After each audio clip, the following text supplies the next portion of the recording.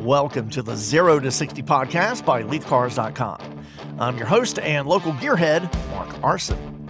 In episode 72 of the series and sixth podcast of season 7, we're taking you on an unusual audio journey back in time to a land of forgotten cars known as Collier Motors, or what some people call the last AMC dealer.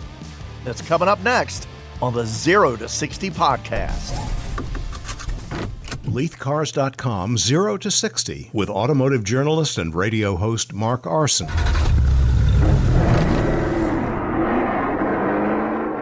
Now, before we take you on a tour of the abandoned car lot known as Collier Motors AMC in Pikeville, North Carolina, I want to give you some background on the subject of this episode and a few of the challenges we faced in producing it.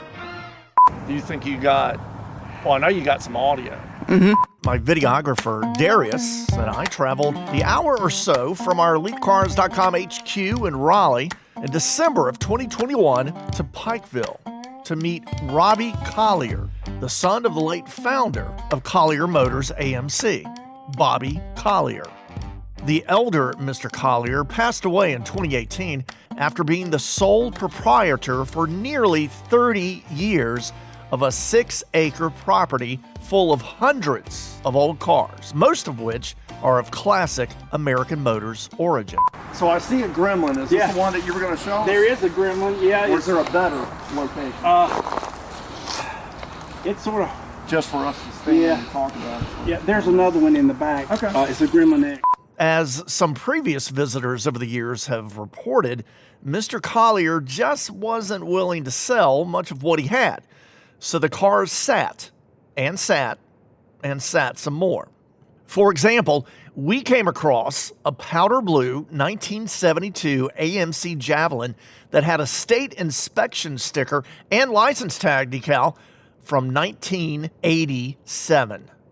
Yes, the car seemingly had been sitting in the same spot at Collier Motors for 34 years. There's another wagon here. I'd forgotten we had that until somebody cut it out the other day. Wow. You see, at Collier Motors, you'll find in various states of decay a scattered collection of AMC Ramblers, Gremlins, Javelins, the rare AMX two-seat coupe, a Pacer or two, Matadors, Hornets, a few Jeep Wranglers, a Grand Wagoneer, and even an old Nash Healey Roadster. This is a Nash Healey. That's what the Pickers bought. The American Pickers. They bought the blue coupes. car, right? It was actually a gray coupe and a red coupe with a Cadillac motor. The red one's outside. It was outside over there. And the gray one was right there. Because this thing, man, is this? No, it's metal. Okay.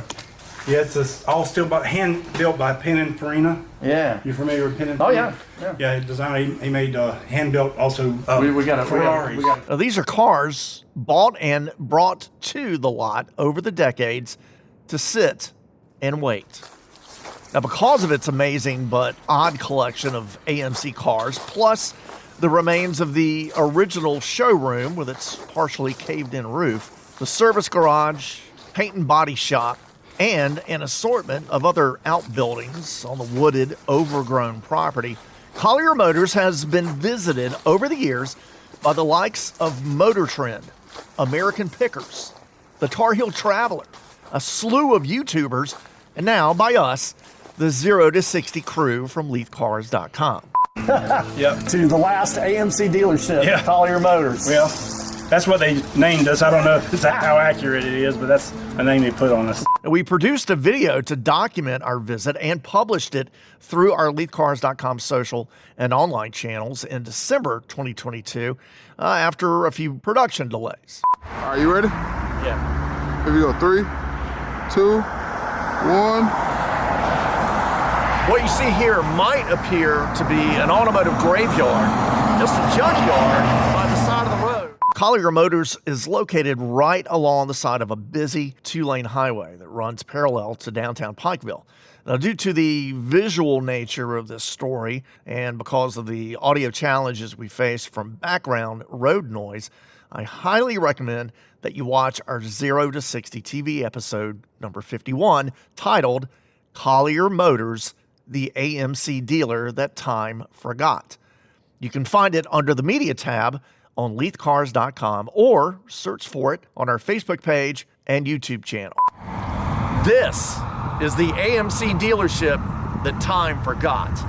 Next on 0 to 60 TV. During the video episode, you'll hear from time to time 18-wheel big rigs and other noisy vehicles drive past us while we interviewed Robbie Collier. The road noise is a bit easier not to notice while watching our video, but we felt that for the podcast version of the story, it would be best to only feature the segments where vehicle noise is less noticeable. So again, for the full Collier Motors story and how an AMC dealership that opened in 1955 in downtown Pikeville before moving to its present location in 1973 became overgrown with trees, weeds, thorny bushes, tangled vines, and piles of fallen leaves, you'll need to watch our video. It's quite the visual. This is the Eagle wagon. What's that? That is a big old thorn. Oh, okay. Now, in this podcast, we're featuring Robbie Collier talking about 4 special American Motors cars that were still on the lot in December of 2021. So come with us now back to the dealership that time forgot as Robbie Collier talks about 4 notable cars at Collier Motors AMC, including a couple of special Javelins, a rare Matador, and an Eagle SX4, the original crossover vehicle. This is a 1969 Big Bad Blue Javelin. AMC had 3 mod colors. They called them mod colors. They were Big Bad Green, Big Bad Orange, and Big Bad Blue. This car is a one-owner car. It's got 47,000 miles on it. It belonged to a guy who worked for American Motors in Statesville, North Carolina at the Dixie Motors dealership there. He and his buddy bought 2 cars that came off the same truck. They were identical except for like $50 difference on the sticker.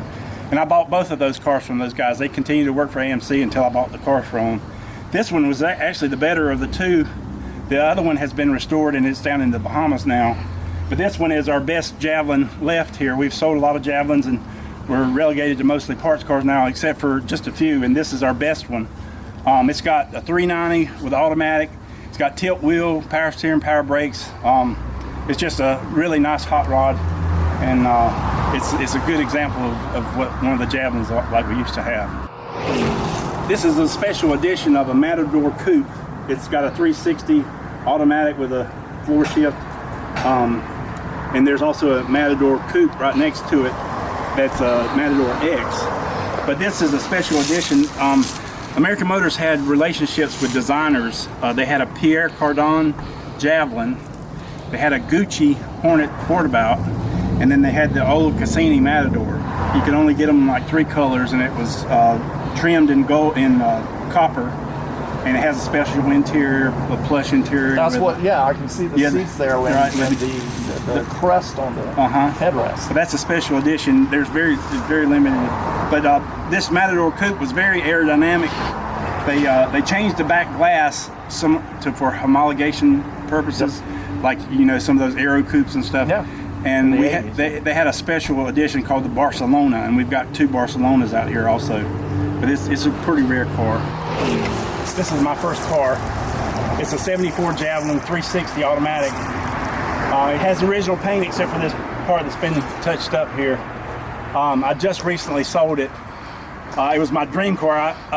My dad took it in on trade when I was 13 years old, and I asked him, I fell in love with the car. I said, Daddy, would you mind saving that car for me? And it was a nice car. He could have just sold it and made a profit and all, but he decided to let me have it. So as soon as I could get my license, I started driving it. I drove it all through high school. They actually, the big racing back then was Trans Am racing. Yep. It was a road race course. Yep. And there was Roger Penske and Mark Donahue were winning with Chevrolets and Camaros, and AMC brought them over to their camp, and they started racing with Javelins, and they were red, white, and blue race cars, and they did really, really well. They came in second overall in 70, and AMC made a special edition, the Mark Donahue Special. My brother got one of those as his first car.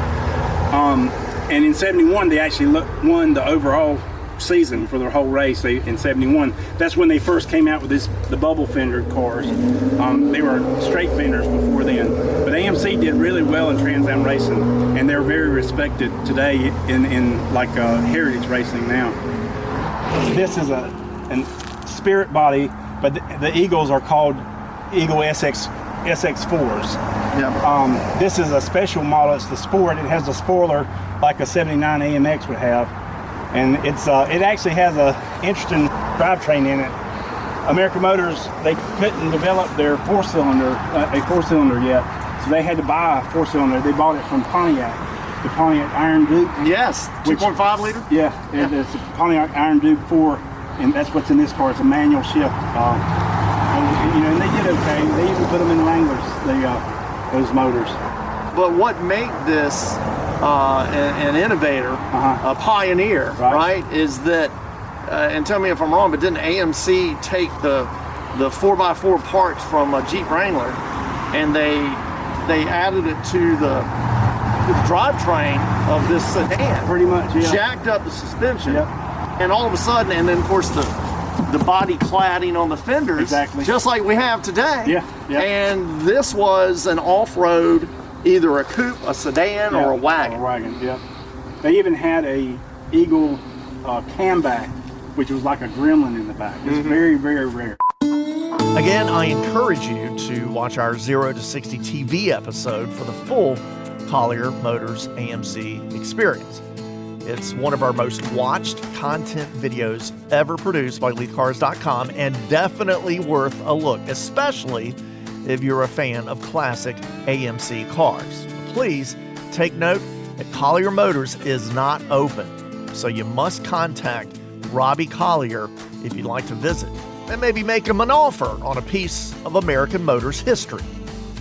I'm Mark Arson. Thank you for listening to the 0 to 60 podcast, bringing you news from around the Leith Automotive Group and the world of motorsports. Be sure to follow us on social at LeithCars and visit our website, LeithCars.com. 0 to 60 is a production of LeithCars.com. Like us on Facebook at LeithCars. The copyright in this podcast and its contents belongs to Leith Incorporated.